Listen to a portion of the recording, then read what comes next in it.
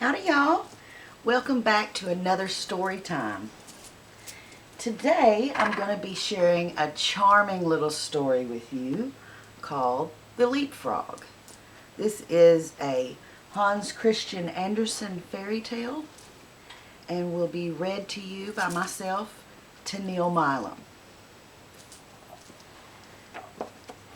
Okay, let's get right into it, shall we? The Leapfrog. A flea, a grasshopper, and a leapfrog once wanted to see which could jump the highest. And they invited the whole world and everybody else besides who chose to come to see the festival. 3 famous jumpers were they, as everyone would say, when they all met together in the room. "I will give my daughter to him who jumps the highest," exclaimed the king, "for it is not so amusing when there is no prize to jump for." The flea was first to step forward.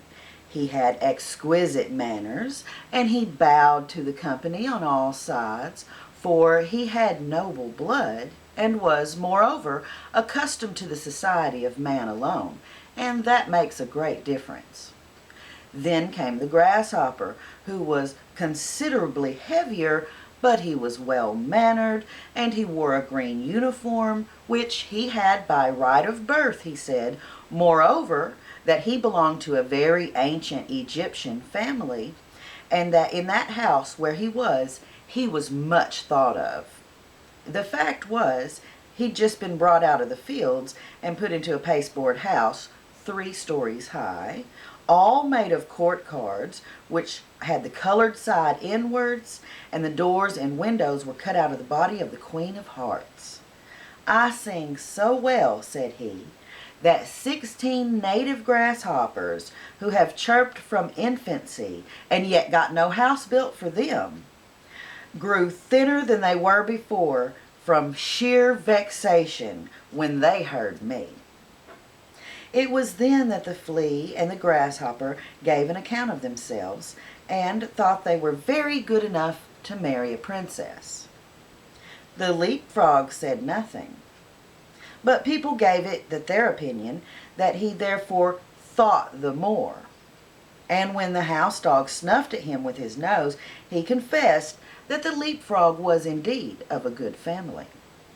The old counselor, who had had 3 orders given to him to make him hold his tongue, asserted that the leapfrog was a prophet, for one could see on his back if there would be a severe or a mild winter, and that was what one could not see even on the back of the man who writes the almanac.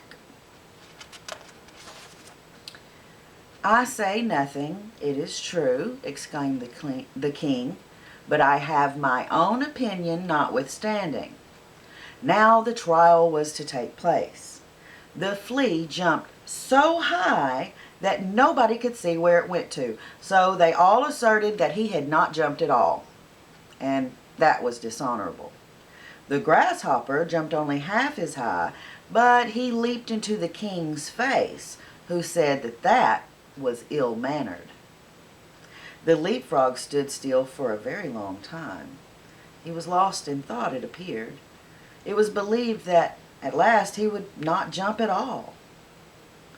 "I only hope he's not unwell," said the house dog, when pop, he made a jump all on one side, and he landed in the lap of the princess, who was sitting by on a little golden stool.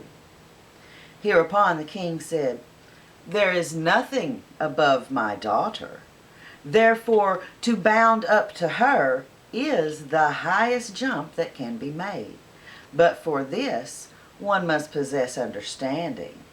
And the leapfrog has shown that he has understanding. He is brave and intellectual." And so he won the princess. "It's all the same to me," said the flea. "She may have the old leapfrog for all I care. I jumped the highest, but in this world merit seldom meets its reward. A fine exterior is what people look at nowadays." The flea then went into foreign service, where it was said he was killed. The grasshopper sat without on a green bank and reflected on worldly things. And he said too, yes, a fine exterior is everything. A fine exterior is what people care about.